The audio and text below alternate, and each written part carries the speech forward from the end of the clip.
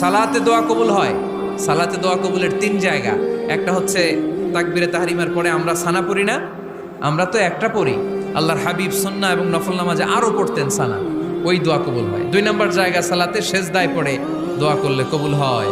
আকরাবু মা ইয়াকুনুল আবদু মির রাব্বিহি ওয়া হুয়া সাজিদ ফাকসিরু ফীহি দুআ। বান্দা যখন সেজদায় লুটিয়ে পড়ে, বান্দা আল্লাহর সবচেয়ে কাছে চলে যায়। কিন্তু বিশ্বনবী বলে, সেজদাটা তোমার রবের কুদরতি পায়ের উপরে পড়েছে। সেজদায় পড়ে দোয়া করেন। সালাম ফিরানোর আগে বিশ্বনবী দোয়া করতেন, লা ইউসাল্লিমান্না আহাদুকুম হাত্তা ইয়াতাআওয়াযা মিন আরবা'a।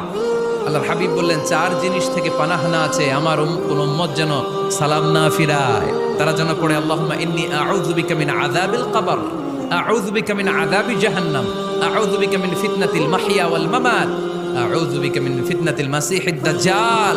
আল্লাহ কবরের আযাব থেকে বাঁচাও, আল্লাহ জাহান্নামের আগুন থেকে বাঁচাও, আল্লাহ জীবন